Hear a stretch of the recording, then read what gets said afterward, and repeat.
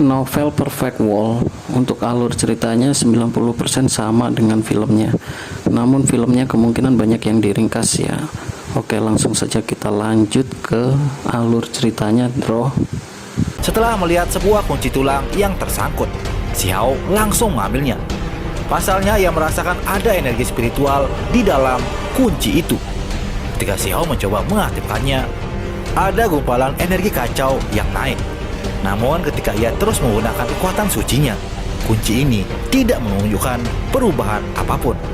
Itu berkilau dan tembus cahaya, hanya saja tidak membawa aura Dao yang hebat. Pikiran Xiao langsung tergerak. Ia menghasilkan diagram 10.000 roh, membandingkan keduanya secara berdampingan. Dari sana Xiao menemukan bahwa warna putih bersih dan kehalusannya sangat mirip. Apakah itu jenis bahan yang sama? Xiao pun mengerahkan kekuatannya dan kali ini tidak mengaktifkannya, melainkan mencoba untuk menghancurkannya. Kekuatan ilahi meluap, menyapu seperti gelombang laut. Kekuatan yang cukup untuk membunuh beberapa lusin dewa surgawi. Namun kunci ini tidak tergerak sedikit pun, bahkan tidak menunjukkan satu retakan pun. Benda itu benar-benar menahan semua kekuatan Xiao. Xiao pun tidak bisa tetap tenang. Pikirannya naik turun dengan sangat cepat. Lantas ia menyimpannya untuk mencegah dua orang yang lainnya memperhatikan. Xiao terus mempelajari altar ini. Ia pun mengangkatnya kembali. Dari waktu ke waktu memukulnya dengan keras dan menghasilkan lebih banyak retakan. Ia meriksa isinya untuk melihat apakah ada benda berharga yang lainnya. Namun sayang Xiao tidak menemukan apapun, bahkan ketika seluruh altar cukup banyak dirusak olehnya. Kemudian Xiao bergabung dengan Yao Yue dan Xuan Kun untuk menangkap obat ilahi. Mereka bertiga sepakat akan membagi hasilnya jika tertangkap. Anggrek daun api adalah tanaman yang cerdas. Ia mampu melarikan diri. Itu bisa bergabung dengan bumi dan bergerak di antara yang tidak berwujud. Hal ini benar-benar memprovokasi mereka. Muncul dari waktu ke waktu. Hamparan cahaya bulan tersebar. Putri Yao Yue kini sudah mengambil tindakan. Xiao pun menginjak tanah dan diam-diam menggunakan metode Dewa Wilu. Helai demi helai rantai ilahi emas memanjang dari telapak kakinya ke tanah untuk memenjarakan tangkai obat ilahi ini. Namun sayangnya mereka masih gagal. Ketika rantai keteraturan ilahi emas mencapai tanah, ia menemukan bahwa ada banyak formasi kuno yang rumit dan kusut. Tiba-tiba suara yang luar biasa kerasnya mulai terdengar, seolah-olah langit runtuh dan bumi terbelah. Itu memanjang ke arah tempat ini dari kejauhan. Xiao pun langsung berbalik dan segera berbalik. Bahkan ia tidak meluangkan waktu untuk berpikir. Putri Yao Yue dan Xuan Kun bertindak serupa. Mereka meningkatkan kecepatan hingga batasnya saat mereka pergi. Mereka sangat cemberut karena tidak mendapatkan obat ilahi yang telah diincar. Apalagi kini bahkan harus melarikan diri untuk hidupnya. Di sepanjang jalan, Xiao menggunakan simbol penghancur alam dan melintasi kehampaan. Saat itu, Xiao kaget bahwa kekuatan simbol penghancur alam telah sangat melemah. Namun itu masih menunjukkan beberapa efek. Tak lama, sebuah tangan hitam besar memasuki kehampaan. Tangan itu menyerang ke arahnya. Xiao sangat terkejut. Ia dengan cepat mengubah arah. Pada saat yang sama, ia mengaktifkan diagram 10.000 roh untuk melindungi dirinya sendiri. Nyatanya itu adalah tangan dari mayat tanpa kepala. Di sekitar jurang, semua orang menggigil dalam hati. Makhluk tanpa kepala itu terlalu kuat. Telapak tangannya menyerang ke atas saat ia terlihat. Tak diduga, sosok tingkat atas dari Akademi Dewa Surgawi kini telah muncul. Sosok ini melawan mayat tanpa kepala itu agar yang lain bisa melarikan diri. Semua orang berlarian, tidak berani mendekati area itu. Hanya setelah beberapa waktu, kedamaian kembali di tempat ini. Setelah semua kejadian ini, orang-orang sangat terkejut dengan berita kematian Feng Xingxian. Ketika berita eksplosif itu dirilis, para jenius dari semua kekuatan yang berbeda sangat tercengang. Itu adalah seorang yang mengolah 3 helai energi abadi. Namun ia mati begitu saja. orang bisa membayangkan reaksi klan angin terhadap masalah ini. Semua jenis rumor telah beredar. Beberapa orang mengatakan bahwa Putri Yao Yue dan Xuan Kun yang telah membunuhnya. Akibatnya keduanya segera menolak desas-desus itu. Mereka dengan tegas menyangkalnya karena takut membawa bencana bagi mereka sendiri. Itu karena kemarahan dari klan angin pasti tidak akan kecil. Bahkan keluarga yang berumur panjang akan merasa khawatir. Kemudian beberapa orang mulai curiga dengan Xiao yang telah bertarung dengan Feng Xingxian. Hanya saja mereka tidak yakin jika Xiao mampu melakukannya. Tak berselang lama, Xiao berhasil menemukan Wangxi. Saat itu setengah tubuhnya telah berlumuran darah. Bahkan kereta perang kunonya kini juga cukup rusak parah. Wangxi sendiri tidak mengatakan apa-apa. Jelas bahwa ia diserang lagi oleh pihak lain. Namun Wangxi hanya bisa melarikan diri. Berita kematian Feng Xingxian juga telah ia ketahui. Xiao pun mengiyakannya karena ia melihatnya sendiri telah tewas. Di sana Xiao berkata, sebenarnya saya akan secara pribadi menyingkirkan Feng Xingxian. Tetapi pada akhirnya orang lain ikut campur. Xiao memiliki ekspresi kesal di wajahnya dan dengan keras melambaikan tinjunya. Tentu saja hal ini hanyalah sandiwara agar semua tindakannya tidak diketahui. Pada saat ini semua orang di medan perang abadi merasa aneh. Hawa dingin menjalari tubuh mereka. Mereka merasakan firasat yang buruk. Angin jahat menyapu medan perang, membuat semua orang merasa takut. Wangxi mengencangkan pakaiannya di sekitar tubuhnya. Ia merasa sangat tidak nyaman. Xiao pun mengangkat Wangxi dan membawanya ke sisa-sisa kereta. Di dalam kereta itu Xiao berkata, orang macam apa yang melakukan hal semacam ini? Bahkan ia melempar telur busuk dan tidak menyelamatkan peri cantik sepertimu. Sontak Wangxi langsung memelototinya. Ia kesal karena Xiao tidak tahu bagaimana caranya bersimpati pada orang lain. Ia bahkan berani mengolok-oloknya sekarang. Tiba-tiba suara logam terdengar di udara. Gerakan Wangxi sangat cepat.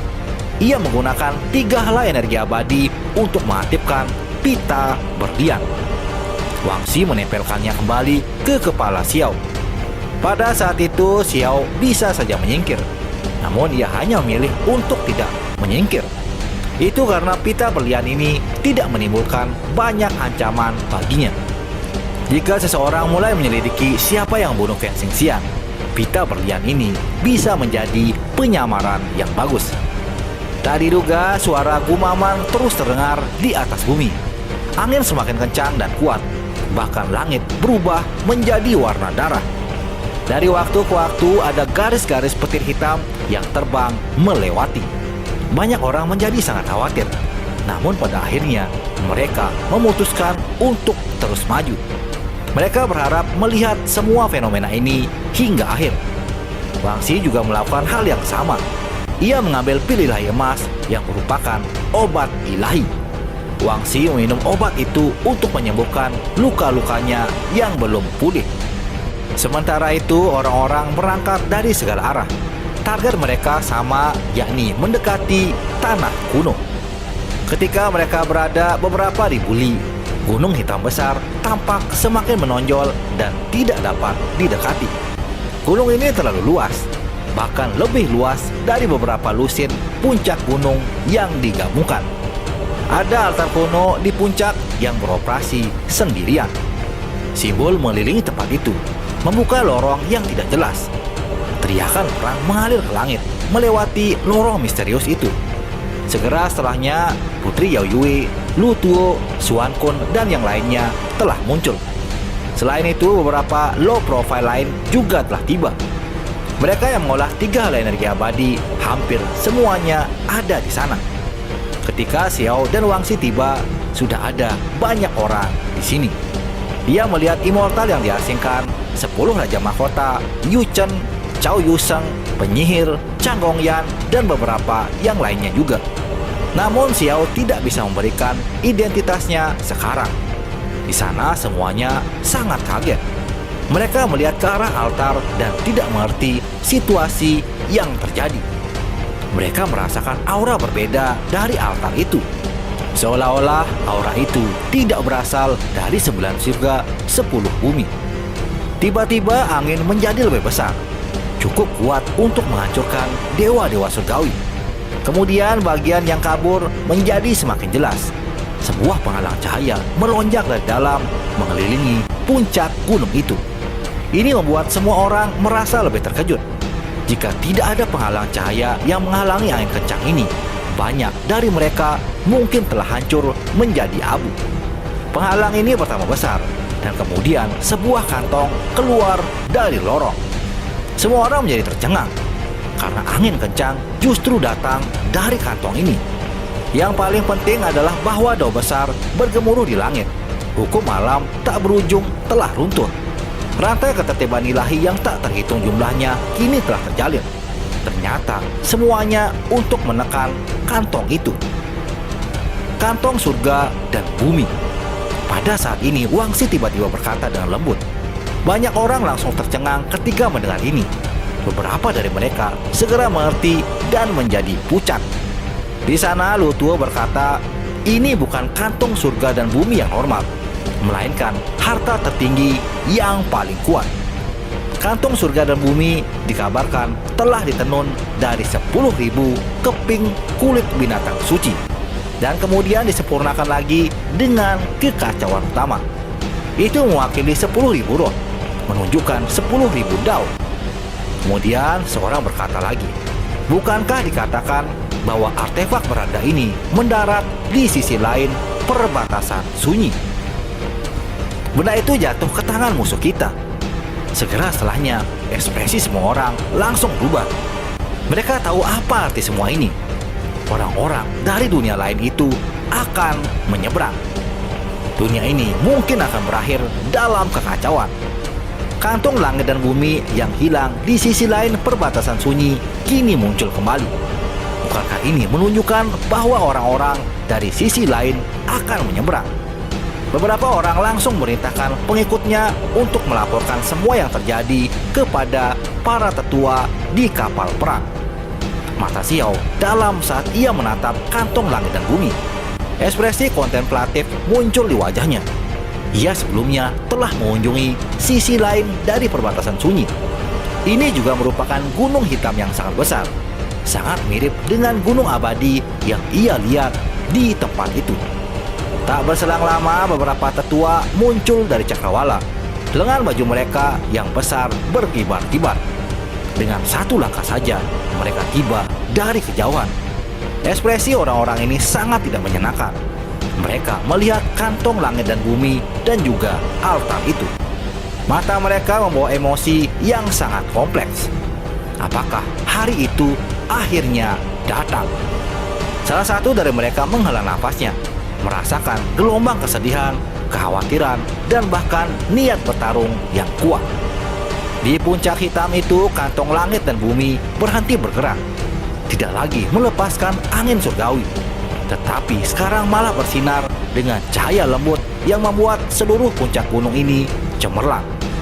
Suara jernih bisa terdengar, seolah-olah potongan tulang saling bertabrakan muncul dari bagian yang kabur. Kemudian sosok manusia bergoyang.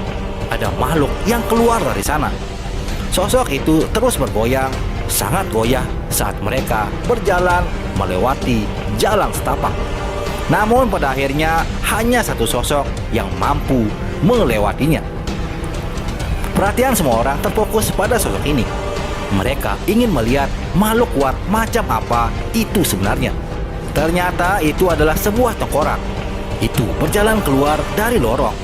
Ia muncul di puncak hitam besar dan memandang rendah semua orang. Semua orang menjadi kaget. Mereka awalnya berharap bertemu dengan makhluk yang kuat atau keberadaan yang penuh dengan energi dao abadi.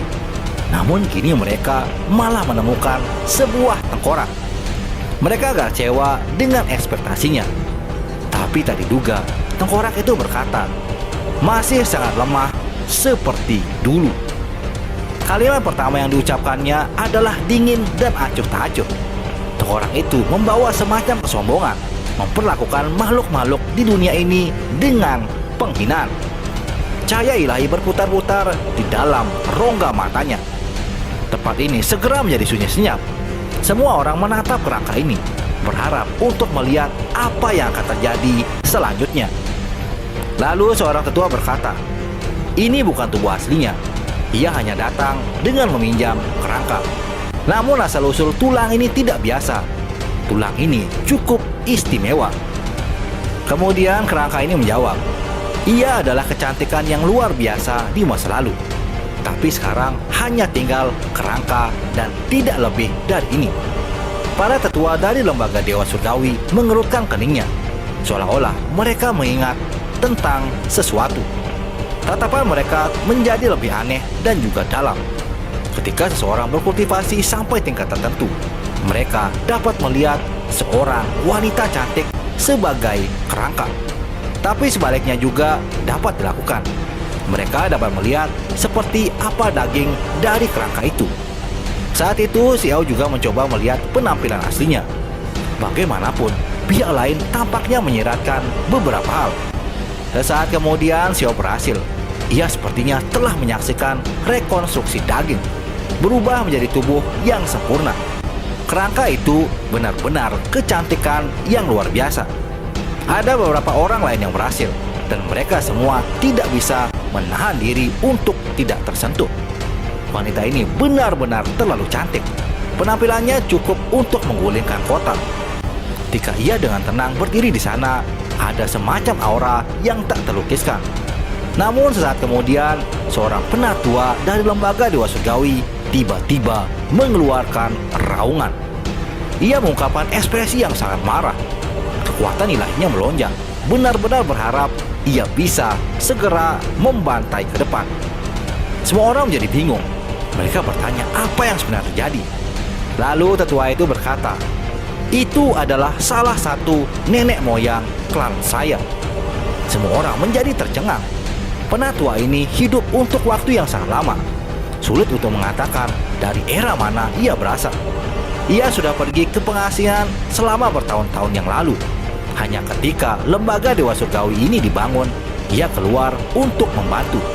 Namun ada beberapa yang sadar bahwa ia berasal dari keluarga umur panjang tertentu. Yang disebut keluarga umur panjang adalah tempat di mana para ahli abadi muncul. Keluarga besar yang selamat dari era abadi besar. Sesaat kemudian kerangka itu berkata, "Ini dihitung sebagai apa? Kami masih memiliki kerangka yang lebih tangguh dan juga lebih berbakat. Aku hanya meminjam yang ini saja." Saat itu ada beberapa yang menerobos saat diisolasi di ruang batu 10 zang. Pada akhirnya mereka meninggalkan cangkang daging karena roh primordialnya telah menghilang. Sekarang kami dapat memulihkan kerangka mereka dan menunggu mereka untuk kembali. Seketika Xiao sangat terguncang. Ia segera memikirkan beberapa situasi. 10 kamar zang, cangkang daging kosong, roh primordial yang berserakan. Xiao telah menyaksikan adegan ini sebelumnya. Itu adalah tempat yang gelap, dingin, dan dibuang untuk selamanya. Roh primordialnya disegel dalam sangkar yang besar. Hanya ada roh primordial di sana, tidak ada daging. Sungai waktu yang bergelombang bisa terlihat. Penjara hitam ada di sekelilingnya. Sejak zaman kuno, selalu ada sebagian jenius yang mengolah energi abadi dan mati secara misterius. Roh primordial mereka lenyap, sementara dagingnya dipelihara dengan sempurna. Lantas seorang tetua berkata, "Apa yang kamu katakan? Berapa banyak yang kamu ketahui tentang tanah kegelapan?" Orang lain mungkin tidak tahu, tapi ia mengerti beberapa hal. Itu karena tetua ini sendiri tidak cukup kuat. Ia juga berasal dari keluarga yang berumur panjang. Ada banyak rahasia yang tercatat di klannya. Lalu kerangka itu mengatakan, "Sama seperti kalian semua, tidak tahu terlalu banyak tentang domain kegelapan itu. Domain itu cukup sulit untuk dijelajahi. Kami memiliki beberapa sisa kerangka, mayat, dan hal-hal yang lain. Jika orang-orang itu kembali dihidupkan, kalian semua bisa mengembalikan tubuh mereka." Itu karena sebelumnya ada beberapa yang kembali hidup-hidup. Mungkin ada beberapa metode rahasia yang tersimpan di sisi dunia ini yang dapat memanggil orang-orang itu kembali. Para tetua dari lembaga Dewa Surgawi mengerutkan keningnya. Mereka telah mendengar beberapa rumor, tetapi pada akhirnya itu semua masih berupa rumor. Mereka tidak melihatnya sendiri. Sementara itu Xiao menjadi tergerak. Jangan bilang rumor itu benar. Setelah memasuki peninggalan Immortal Ancient, Xiao telah mengalami terlalu banyak hal. Ia sebelumnya telah melihat istana bimbingan, dan bahkan ada roh primordial yang menyerbu istana itu karena suatu alasan. Tempat itu pasti menyimpan banyak rahasia besar. Xiao berpikir dalam hati. Alisnya terkunci sangat rapat. Peristiwa terpisah itu tersebar. Tetapi jika seseorang memikirkannya secara mendalam, mereka semua dapat dirangkai menjadi satu. Xiao tidak pernah berharap makhluk dari dunia yang berbeda menyebutkan jenis masalah ini setelah melintasi alam. Kemudian kerangka itu berkata lagi, "Sejak aku datang ke sini, kalian semua harus tahu apa artinya ini. Sayang sekali ini masih belum waktunya. Aku masih belum bisa menyeberangi alam." Ketika semua orang mendengar ini, banyak dari mereka menghela nafas. Namun pada saat yang sama, mereka merasakan semacam penghinaan. Mereka benar-benar merasa sangat lega ketika mendengar bahwa pihak lain ternyata tidak bisa menyeberang.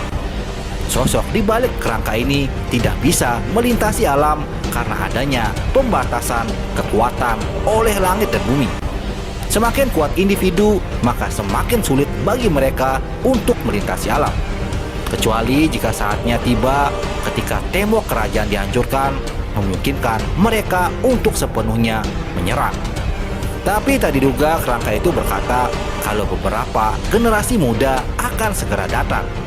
Mereka akan datang untuk bertukar petunjuk dengan orang-orang dari lembaga Dewa Surgawi. Tak berselang lama di belakang kerangka itu terdengar teriakan besar dari bagian yang tidak jelas. Niat membunuh melonjak. Sekelompok makhluk bergegas keluar, seolah-olah Dewa Iblis telah turun. Di sisi lain, semua orang dari lembaga Dewa Surgawi memperhatikan dengan seksama. Mereka ingin melihat seperti apa makhluk dari dunia lain itu. Armor bersinar dengan cahaya yang dingin.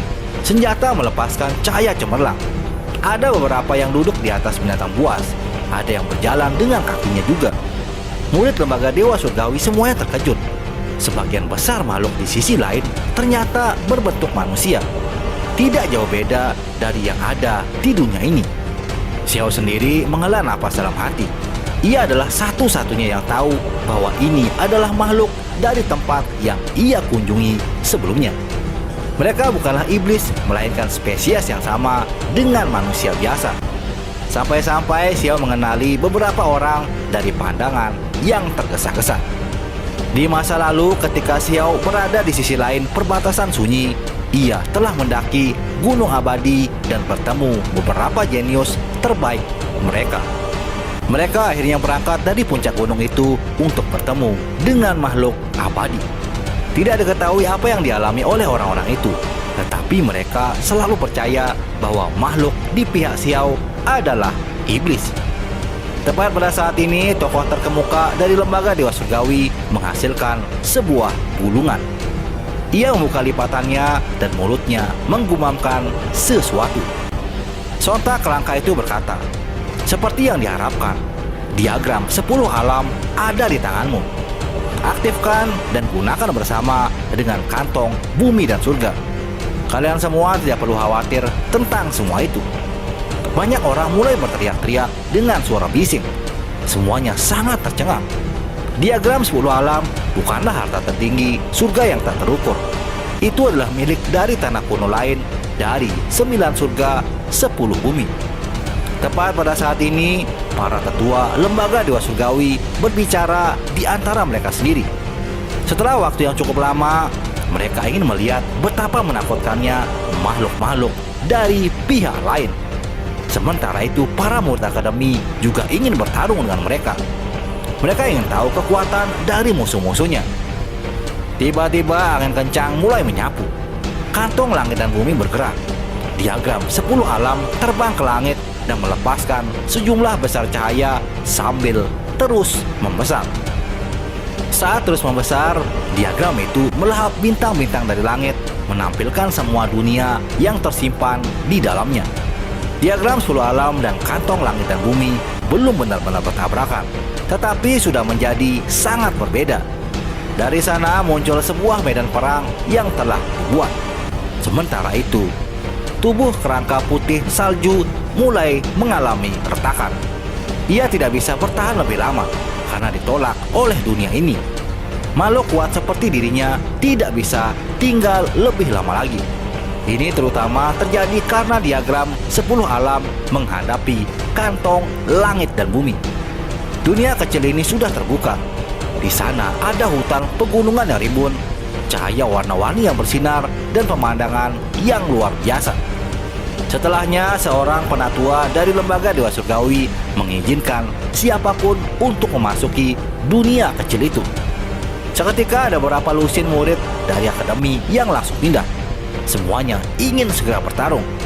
Namun Xiao menunjukkan keengganannya. Dia mengatakan kalau orang seperti dirinya tidak memiliki kualifikasi untuk memasuki medan perang itu. Sontak Wang Xi merasa sangat malu. Ia menganggap Xiao ingin membelot darinya. Lalu Putri Yao Yue melepaskan tawa yang ringan. Ia memandang Wang Xi dan kemudian berkata, "Adik Wang Xi, teman Daomu benar-benar imut. Sudah ingin berlari bahkan sebelum pertarungan dimulai." Wang Xi sendiri merasa tidak berdaya. Matanya yang indah memandang ke arah Xiao. Tatapannya seperti pisau, cerah dan juga tajam. Sementara itu di langit, diagram 10 alam dan kantong langit dan bumi berdiri berdampingan.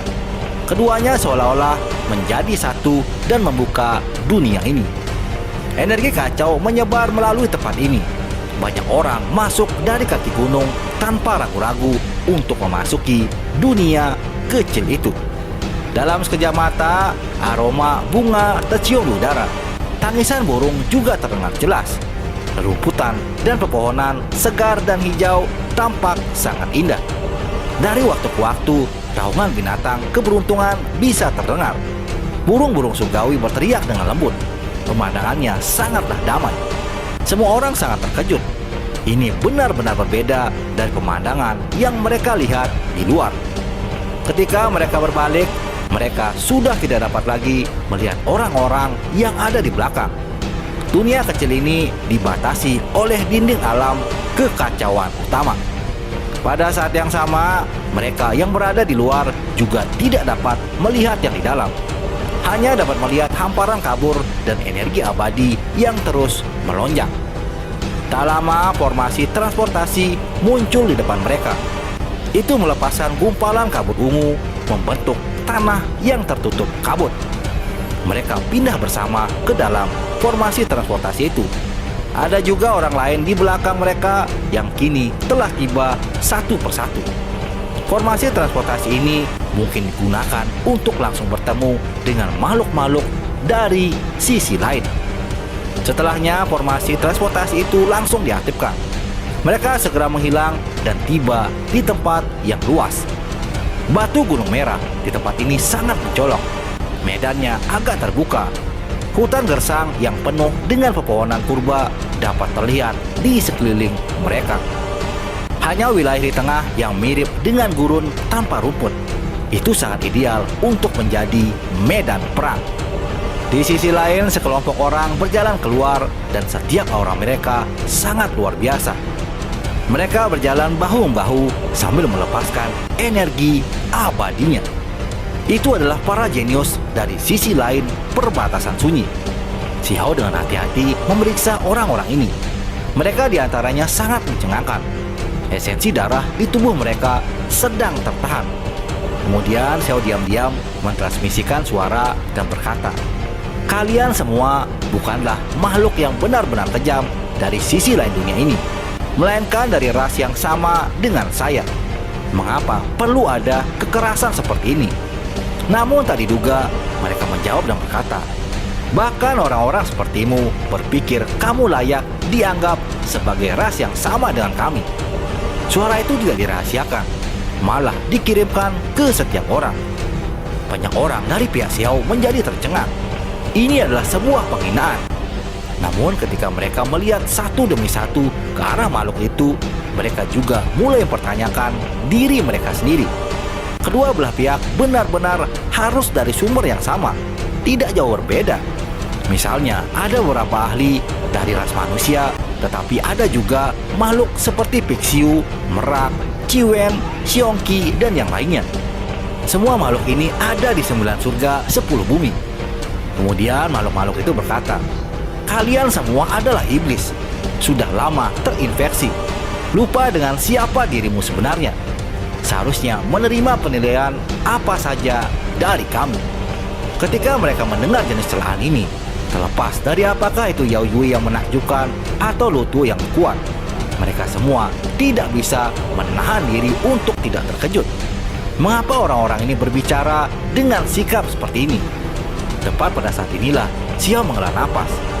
Ia tidak mau mengakuinya, ia juga tidak mau menerimanya. Jadi bagaimana mungkin orang yang ia hadapi sekarang mengakui apa yang ia katakan? Lalu tawa dingin mulai terdengar. Sosok ini berkata, "Mungkinkah beberapa dari kalian telah datang ke dunia kami? Terakhir kali seorang leluhur tua telah merasakan sesuatu. Ia menyimpulkan bahwa ada seekor serangga yang sudah lolos. Sepertinya serangga itu ada di sini." Ketika Xiao mendengar ini, ia langsung terkejut. Jelas sekali kalau ia masih beruntung karena selamat dari dunia itu. Lantas ada orang yang berkata, "Mungkin kamu akan mengerti apa yang sebenarnya terjadi jika kamu bertarung melawanku." Rambut halus Xiao langsung berdiri. Ia merasa bahwa orang ini sangat berbahaya.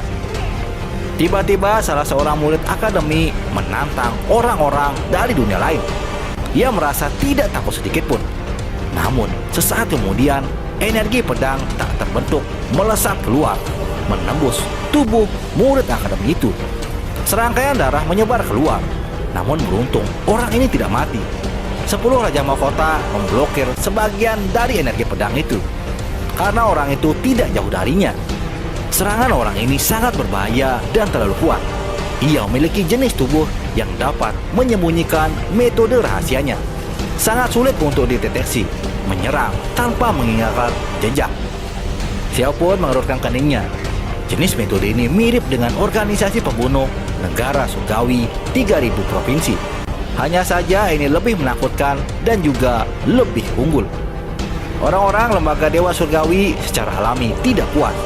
Meskipun mereka sedikit ketakutan, banyak dari mereka memegang senjata di tangannya dan berteriak dengan keras. Dapat dikatakan bahwa ini menarik kemarahan seluruh kerumunan itu. Namun, para ahli yang mengolah 3 hal energi abadi semuanya mengerutkan kening. Merasa seperti menghadapi lawan yang tangguh. Itu karena mereka tidak dapat menemukan jejak individu itu bahkan setelah membuka mata surgawinya. Kemudian orang dalam kegelapan itu berkata, "Bumi bobrok ini telah menurun lebih jauh seperti yang diharapkan." Xiao juga berbicara secara diam-diam dan berkata, "Selalu berbicara tentang pencapaian pendahulu Anda. Mungkinkah Anda menggunakan perbuatan leluhur Anda yang sudah mati untuk meningkatkan keberanian sehingga kami tidak memandang rendah pada Anda?" Tak diduga, sosok ini langsung tertawa. Ia lantas berkata, "Leluhur kami saat ini masih hidup." Ketika kalimat ini diucapkan, para jenius lembaga dewa surgawi langsung tercengang. Mereka jelas tahu bahwa leluhur yang ia bicarakan itu telah berpartisipasi dalam pertempuran era agung kuno abadi. Jenis makhluk purba ini pada dasarnya bisa disebut sebagai fosil hidup. Jika memang sosok itu masih ada sampai sekarang, seberapa kuat dan menakutkannya ia saat ini.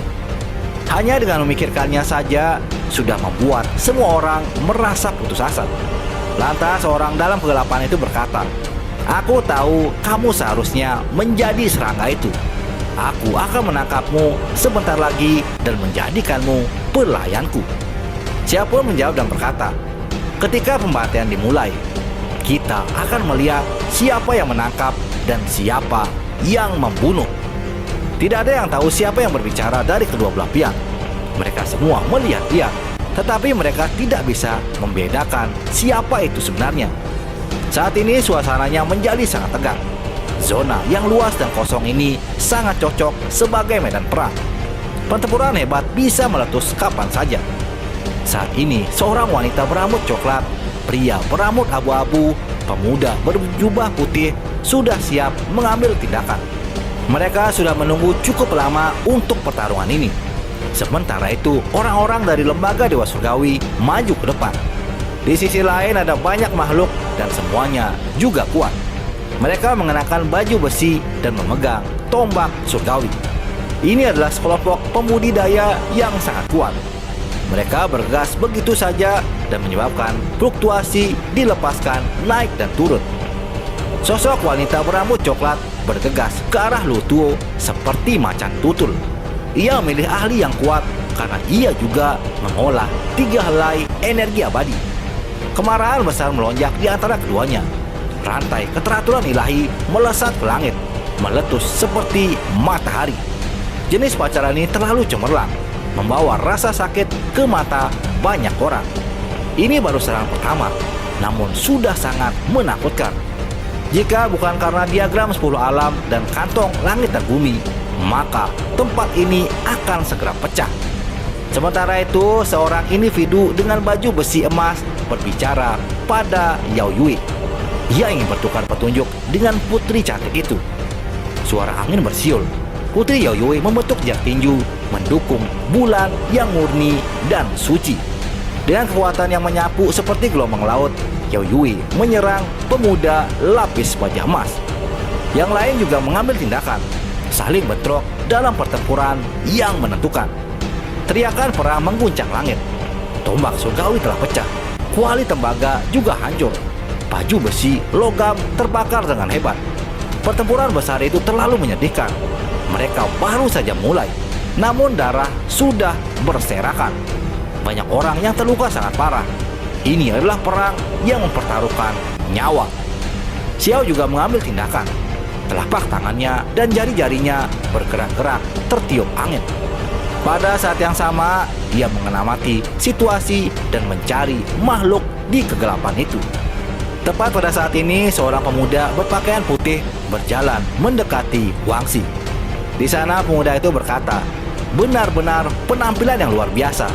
Seorang pewaris yang diasuh oleh keluarga umur panjang. Pemuda itu mengambil tindakan dan menyerang ke arah Wangxi. Pemuda ini juga telah mengolah 3 helai energi abadi. Dalam keadaan seperti itu, Xiao malah mengajak Wangxi untuk melarikan diri. Sontak Wangxi menjadi sangat kesal. Namun Wangxi akhirnya sadar kalau Xiao sedang mengkhawatirkan kondisinya. Lantas Wangxi mengatakan kalau dirinya memiliki seni surgawi 100 hari 10 Phoenix Nirwana. Metode ini dapat memungkinkan banyak kelahiran kembali dalam 100 hari. Tiba-tiba tubuh Wangxi melonjak dengan cahaya ilahi dan bersinar cemerlang. Akhirnya kini ia telah pulih ke kondisi puncaknya. Namun ada efek samping yang harus ditanggung oleh Wangxi di masa depan, di mana ia butuh waktu lebih lama untuk pulih dari sebelumnya. Kemudian pemuda berjubah putih itu langsung bergerak menyerang Wangxi. Sementara itu, saat ini Xiao sedang mencari sosok yang sedang bersembunyi. Xiao menenangkan pikirannya, menjernihkan dirinya, dan baru kemudian inderanya menjadi lebih tajam. Tiba-tiba sebuah suara terdengar dari kehampaan. Suara itu berkata, "Kamu adalah serangga itu. Akhirnya aku menemukanmu. Apakah kamu ingin mati atau akankah kamu menganggapku sebagai tuanmu?" Namun ternyata saat ini Xiao sudah bisa merasakan auranya. Ia pun melepaskan telapak tangannya hingga kekosongan pecah. Retakan gelap meluas ke segala arah, melonjak dengan energi membunuh yang tak ada habisnya. Xiao mengambil tindakan lagi. Sinar cahaya keluar dari jari-jarinya, membuat tempat ini segera runtuh. Ini juga merupakan alasan mengapa tidak ada yang bisa disembunyikan lagi. Hanya saja Xiao tidak menyangka kalau makhluk yang ia paksa keluar adalah raksasa. Ini adalah binatang buas dengan tubuh badak. 18 tanduk bertumpu di kepalanya. Tingginya beberapa ratus zang seperti gunung kecil. Binatang itu memiliki 6 kaki, masing-masing tebal seperti pilar raksasa. Kakinya ditutupi oleh sisik kilin, berbeda dengan kulit badak biasanya. Ada ekor buaya di belakangnya juga, berwarna merah cerah dan bersinar. Pada saat yang sama, Xiao menemukan bahwa dirinya sudah tidak lagi berada di medan perang itu. Dengan tinju yang ia lepaskan, Xiao mengikuti binatang aneh itu ke dalam hutan pegunungan yang rimbun dan primitif. Dalam pengejaran itu, Xiao baru sadar kalau badak itu adalah binatang kekosongan. Itu adalah binatang void yang sangat hidup. Ini adalah makhluk yang tercatat dalam teks kuno. Hampir tidak mungkin ditemukan dalam hidup ini lagi. Ia tidak berharap melihat void beast sejati di sini. Ketika Xiao berada di alam bawah, ia sebelumnya telah melihat kulit binatang kosong yang telah rusak. Ada desas-desus bahwa makhluk jenis ini hampir semuanya punah, sangat langka bahkan di zaman kuno. Di hutan gunung terdekat, ada beberapa sosok yang bertarung dengan intens juga. Mereka juga melihat adegan ini dan memperlihatkan ekspresi terkejut. Bahkan para praktisi dari dunia lain merasa terkejut mengetahui jenis binatang aneh ini ada di sisi mereka. Tak lama Xiao kembali menyerang binatang void itu. Namun meskipun tinju Xiao sangat kejam, ia hanya menyerang udara kosong. Binatang buas itu menghilang dari lokasi aslinya. Benar-benar diam seperti bayangan. Ia menghilang dalam sekejap. Walaupun besar, binatang itu ternyata sangat gesit. Sosoknya menghilang dengan sekejap. Kemudian binatang void itu berkata, "Garis keturunan kami adalah raja dari segala sesuatu, melampaui di atas segalanya, menggenggam langit dan bumi. Bagaimana mungkin garis keturunanmu yang lebih rendah bisa melukaiku?" Lalu Xiao yang sudah kesal pun berkata, "Raja bokongku, hal-hal seperti Anda paling cocok untuk dijadikan sebagai tunggangan." Xiao kemudian mengambil tindakan lagi. Bulu ilahi muncul satu demi satu di sisinya. Masing-masing berwarna emas. Totalnya 108.000. Mereka terbakar di sana, melepaskan cahaya keemasan yang cemerlang. Di kejauhan di medan perang yang tandus itu, semua orang menjadi terkejut. Mereka melihat cahaya keemasan yang menyala-nyala di pegunungan. Semua orang langsung tergerak. Ini jelas merupakan ahli yang sangat kuat. Di kedalaman hutan, api yang mengamuk melonjak di sekitar Xiao. Cahaya ilahi mengelilinginya saat ia berdiri di sana. Segera setelah itu, bulu-bulu emas yang mengambang di kehampaan berguncang satu demi satu. Itu berubah menjadi pedang surgawi yang benar-benar luar biasa. Ini adalah bulu peng, turunan dari teknik kunpeng. Saat ini mereka ditampilkan ke puncaknya dan menembus kehampaan. Pada saat itu, kekacauan utama telah dihilangkan. Tempat ini hancur berantakan. Semuanya tidak lagi terlihat. Di dalam kabut kekacauan utama, suara yang sangat membosankan dan suram mulai terdengar. Sebagian besar dari 108.000 bulu emas menghantam udara kosong. Tetapi masih ada beberapa yang berkumpul dan mengenai sesuatu. Saat ini mata void beast itu menjadi sangat dingin. Ada 18 tanduk di kepalanya yang membentuk penghalang cahaya untuk menghentikan bulu-bulu emas. Ia segera tahu kalau Xiao adalah pewaris kunpeng. Binatang void itu sangat benci dengan garis keturunan ini. Semua orang di wilayah pegunungan menjadi terkejut. Bahkan jenis serangan kuat ini pun tidak bisa melukainya. Keberadaan ini terlalu menakutkan. Dengan menggenggam kekosongan, itu sama dengan tidak terkalahkan secara bawaan. Sementara itu, semua orang di wilayah pegunungan menjadi terkejut. Bahkan jenis serangan kuat ini pun tidak bisa melukai binatang void. Keberadaan ini terlalu menakutkan.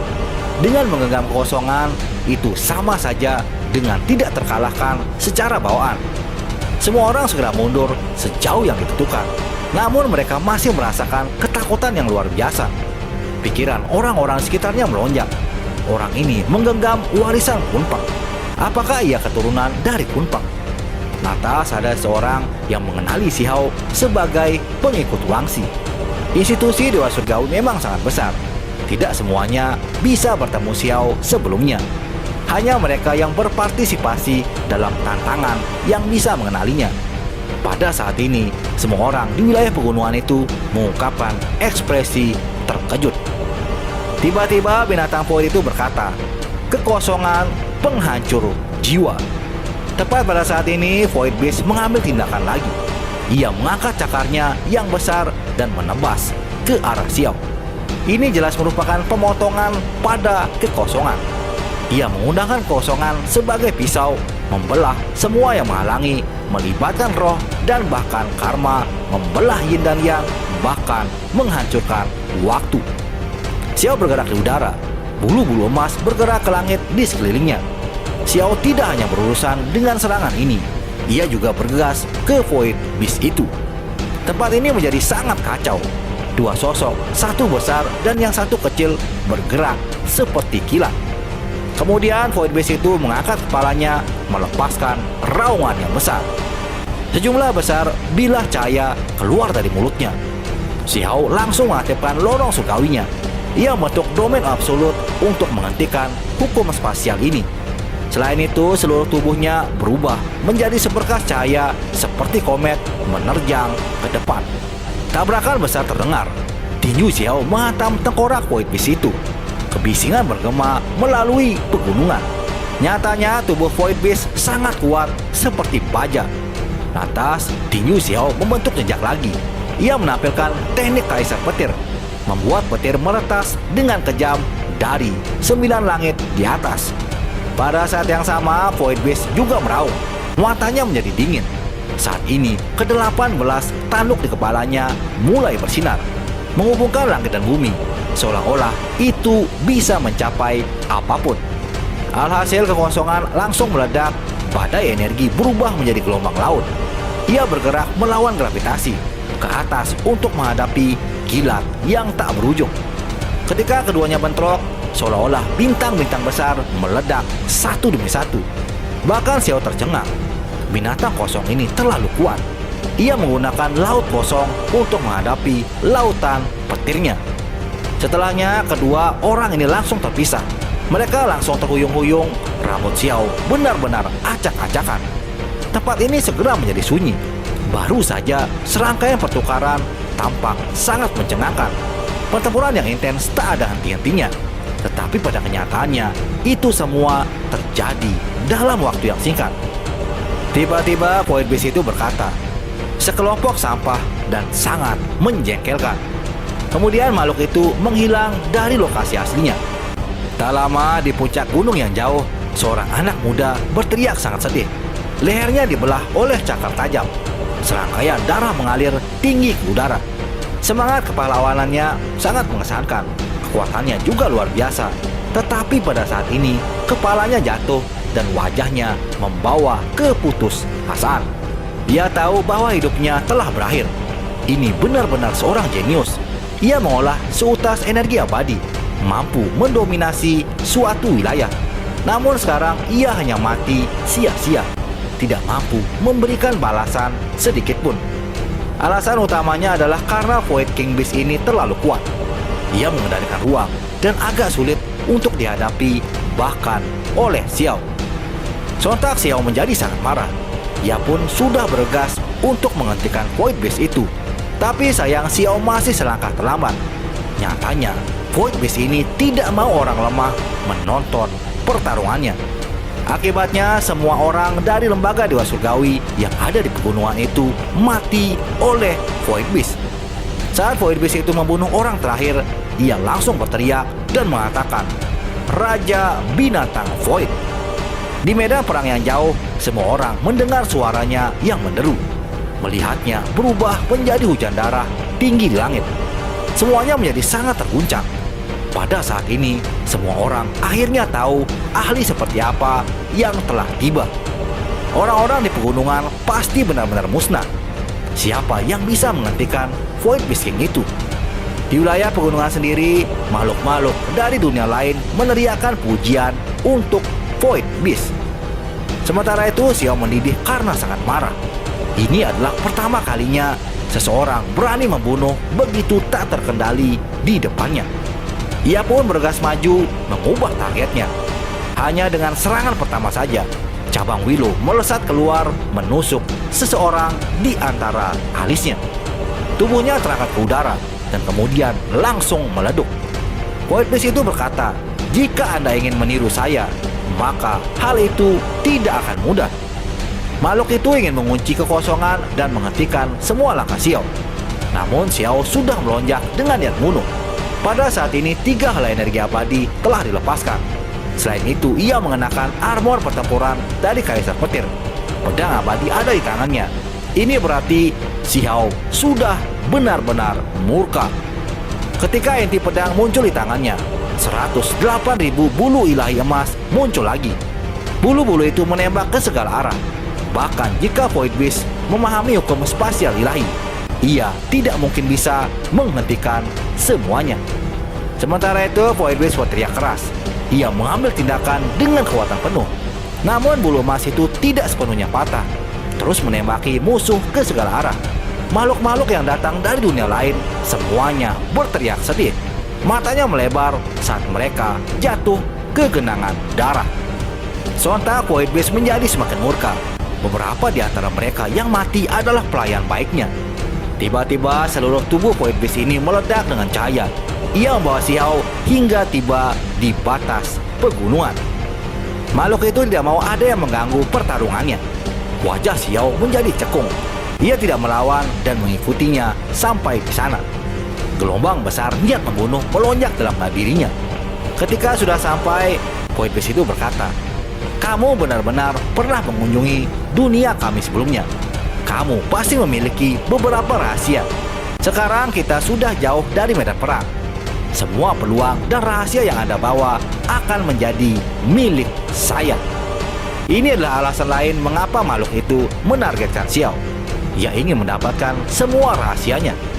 Lantas dengan penuh emosional, Xiao berkata, "Reinkarnasi 6 Dao." Energi vital tubuhnya melonjak dengan cepat. Void Beast itu langsung terkejut. Ia mengeluarkan raungan dan kemudian kulit kosong di tubuhnya bersinar. 18 tanduk di kepalanya semakin bergetar. Semuanya meletus dengan cahaya ilahi yang tak ada habisnya. Kemudian Void Beast itu juga berkata, "Seni surgawi 9 revolusi."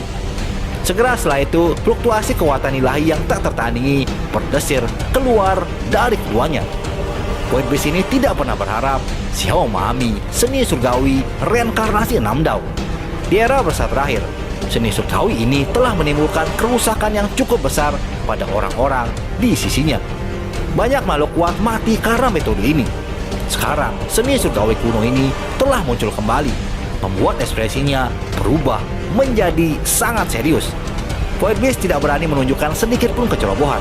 Akibatnya, ia mulai menyerang dengan semua yang dimilikinya. Ia melepaskan kekuatan sepenuhnya dan menggunakan metode kuno untuk menghentikan reinkarnasi 6 Dao. Dalam tabrakan besar berikutnya, 6 lubang hitam muncul melahap kekosongan, menekan kemampuan ilahinya dan menyempurnakan semuanya. 6 Dao dioperasikan, tidak ada yang tidak bisa ditembus. Namun ketika seni surgawi 6 revolusi muncul, ia masih berhasil membebaskan diri dari situasi berbahaya. Ini juga merupakan metode kuno yang sebelumnya mengejutkan seluruh era besar terakhir. Setelah serangan terakhir ini, tubuh kedua individu itu akhirnya muncul lagi. Darah mengalir dari mulut mereka. Tubuhnya juga terhuyung-huyung. Namun mata Xiao masih bersinar. Ia masih bergerak dengan cepat untuk melepaskan tinjunya lagi. Tinju ini langsung menghantam tengkorak dari Void Beast. Seketika Void Beast itu meraung sangat hebat dan seluruh tubuhnya juga bersinar. Namun masih ada suara teredam yang terdengar di antara keduanya. Tinju yang mengandung kekuatan pamungkas dari Xiao terlalu kejam. Dengan jarak di antara keduanya yang begitu dekat, sisik di kepala Void Beast itu langsung hancur. Tentu saja pedang kosong juga menebas tubuh Xiao pada saat yang sama. Itu meninggalkan luka berdarah di tubuhnya. Sesaat kemudian kaki Xiao menginjak kepala besar itu. Kakinya seperti membawa kekuatan yang tak ada habisnya dan akan menginjaknya sampai mati. Namun Raja Binatang Void itu kembali meraung. 18 tanduk di kepalanya bersinar cemerlang. berubah menjadi 18 garis cahaya untuk menjebak Xiao di dalam. Void Beast ini ingin memurnikan Xiao dengan kekuatan kosongnya. Pada saat yang sama, Xiao langsung membentuk jejak dan mengaktifkan lagi seni surgawi kunonya. Reinkarnasi 6 Dao muncul kembali. Xiao meraung sangat hebat. Angin kencang berhembus saat ia meledak dengan kemurkaan. Serangan ini langsung mendarat di kepala Void Beast. Namun makhluk itu masih bisa selamat. Hal ini dikarenakan 18 tanduk di kepalanya menunjukkan kekuatan besar. Itu memurnikan kosongan, menyempurnakan segalanya menjadi ketiadaan. Ini adalah kemampuan ilahi bawaan dari tubuhnya. Tubuh dan kosongan bergabung bersama untuk menghindari kematian.